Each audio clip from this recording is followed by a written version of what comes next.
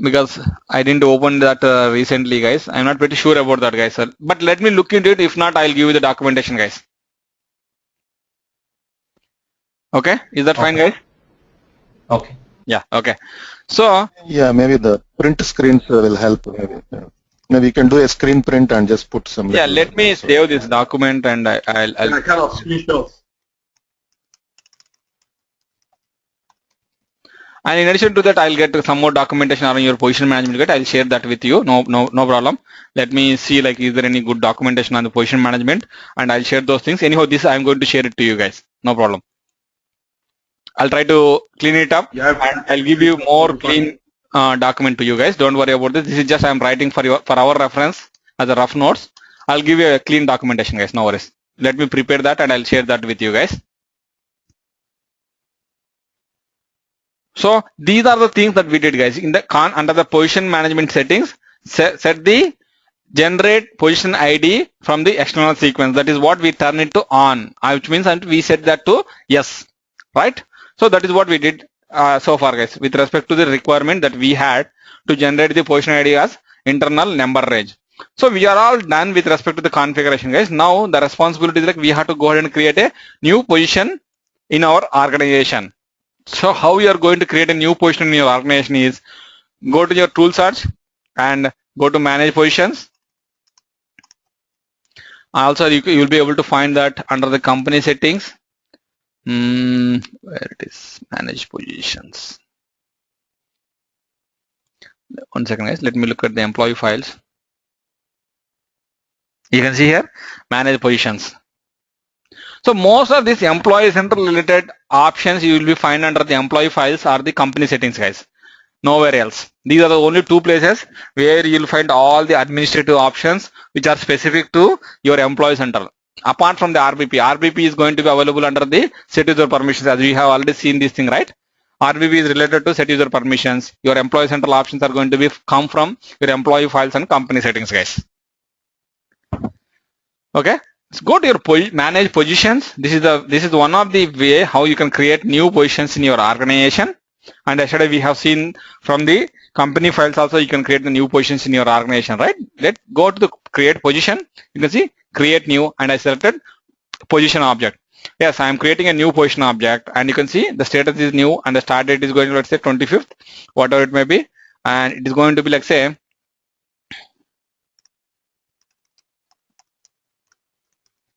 VP of finance and blah blah blah blah. Okay, I'm not worried about all these optional fields, guys. Let me click on save, and you can see, guys, if you remember, if you see here, the ID is coming as a position underscore 19002. Your position, this is the free text that we kept. This is the free text that we kept, and under the template, and the percentage D is the number, and we gave the range as 19,000 is the starting range. 19,001 or something we gave a starting range, and the number as 1, guys. The increment step is 1. So every time you create a new position, you'll see the number is going to be incremented by one more thing. Let me create one more thing quickly.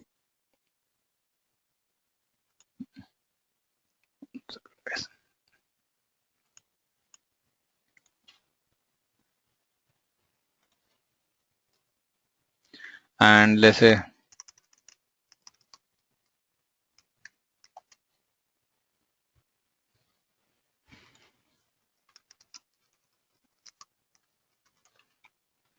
let me click on save.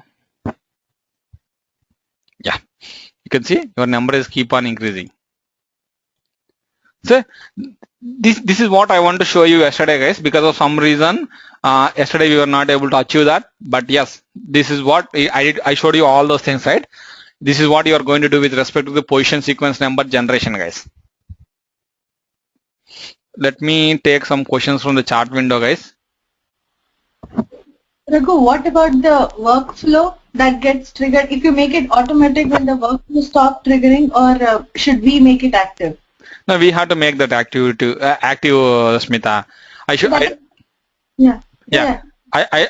I'm going to tell you by creating a new workflow, and I'll tell you how to associate your workflow to a particular position, or in fact any object.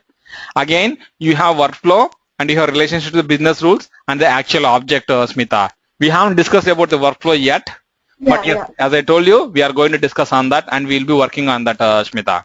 Okay, so whenever there's a rule, we have to tie to this workflow. That is optional piece, right? That's not a compulsory. It's not mandatory. If you have a requirement, yes, whenever you want to trigger workflow, whenever you are creating a new position or in fact anything, guys, if you are creating a new company or a business unit location, anything, if you want to trigger a workflow for any approval process, yes, you can associate the workflow, create a workflow and assign who is going to approve that particular workflow and assign who are the contributors going to help with that particular workflow process.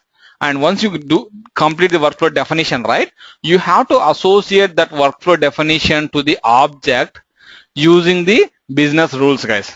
You see, the centralized point is your business rules. So everything you can tie using the business rules, guys. Okay. So one more question, Raghu, with Madan. So Yeah, Madan, go ahead. This position, the role is company specific or is it applied to all the country specific? How does it? No. You see here, right now it is independent of country.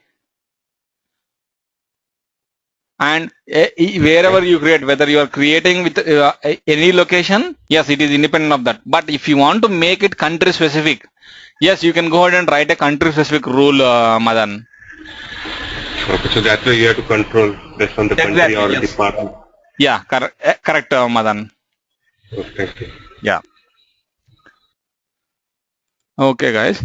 And the next thing I'm supposed to discuss in today's session, I thought of like starting it when we start the session, but this is the item that is pending, guys. So we completed that, which is good. And the next thing I'm going to start is your data imports, guys. So how your employees in the success factors instance on the talent management system, we have seen, right, with respect to the data, we have the only UDF file, right? When we talk about the data import of the employees, we have the UDF file available to us to import the employee data and their basic details like their location, their email address, their language, and those kind of details. Yes, the basic information you can upload using the UDF file. But when you talk about employee central system, employee central is your master data system, right? Where all your employee data, everything related to the employee should sit in the employee central module. So the kind of data that you are going to import with respect to the employees in the EC module is going to be little bit different than what we have seen in the UDF file, guys.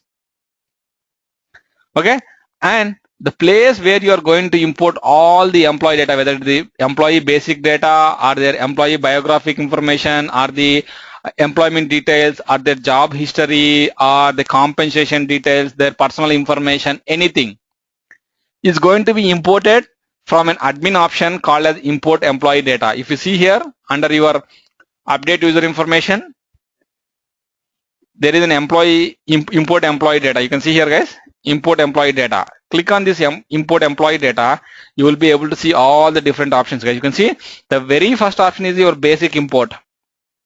This basic import is pretty similar to the UDF file concept that we have seen in the talent management system, guys. Nothing different. It is 99% similar to that. And in addition to that, you see here, there is something called as external import, background import, biographical information, the personal relationship, and employment details, personal information, all these things, guys. You can see here, the email information, compensation information, job information, address, contact, everything. Each and every data that is related to the employee is going to be imported from this screen, guys. Import employee data is the option available to you to go ahead and import the employee data into the system, guys. And where you will be able to get the templates. So yes, you are implementing employee central module and you have to migrate the data from your legacy system to your success factor employee central module. But you should know the templates, right? How the file format should look like. What are the different fields that we need to populate into the file so that we can load the data into the success factors employee central module without any problems. You can find the templates here itself, guys. You can see here, click on this download a blank CSV templates. You see all the different options of the files that you are supposed to import that into the employee central module, guys. Let me click on basic import.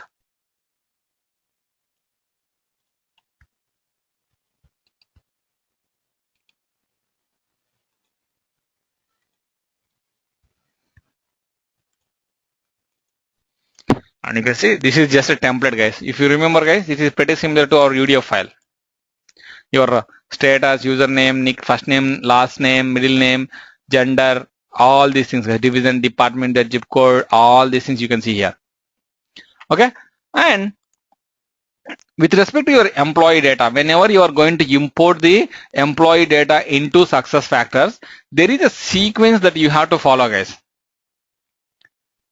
Okay, you are not supposed to import the data just like that. Say if you on the import screen, you see here you have different options. Say if you want to import the termination details or the direct deposit details before you import the basic employee data, it doesn't work, right? So first of all, you have to import the employee basic data, then only you can import any other options.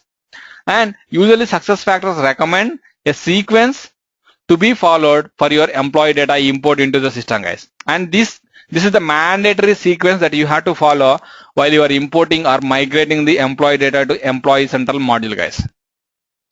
The first object, the first file that you have to import is the, one second, guys. The first file you have to import is the employee basic data, guys. Basic import is the file that you have to import. And next thing is going to be, let me get it from here. Next is biographical information, guys. And the next thing is going to be like their employment details. And next thing is going to be like their job history. After that, their compensation data. And after that, one second, their personal information, guys. So these things, these are the basic things. In addition to that, you have lot many other options to, or lot many files you have to import into the system, guys.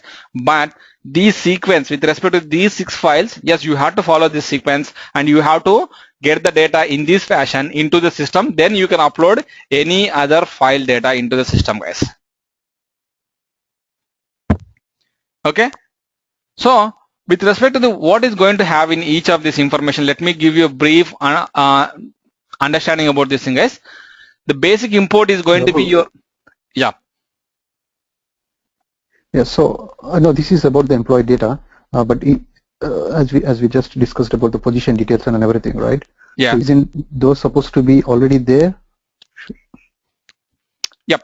With respect to your employee data, right? This is a sequence. Yes. Before that, Okay. you have to configure everything. You have to define your positions. You have to migrate your position data. All those things. And I'll show you how to import your position data, how to import your companies, anything like whatever the objects that we have discussed so far, right? All those things we can import into the system, guys. Let me finish this and then we will be going to that particular thing, guys. Okay. Hello. Yeah, thanks. Yeah. Okay. Yeah. Okay. So the first thing is going to be like your basic import, guys. So the basic import, what it does is like it is going to create all the user accounts into the system, guys. So that is the purpose of your basic import. And then you are going to import the biographical information. Okay. And this biographical information, what it does is it is going to populate the biographical, the persons are going to be created. All the persons are going to be created into the system. And then we are going to populate the employment details. Basically, what is their eligibility, what is their work eligibility, and their work authorization details. If at all they have some passports or work visas, anything, those kind of details you are going to upload, and their citizenship. Those kind of details you are going to upload using the employment details option. And the job history is going to be like where you are going to import the previous assignments of the employee. At the same time, what is the current assignment of the employee as well, guys. And then we are going to import the compensation data. I hope you are already familiar with the compensation data. So that data we are going to import with the compensation. The things that are relevant to the compensation, their hire date or whatever it may be, which are specific to your compensation module. We already covered that, guys. We have already seen the compensation file.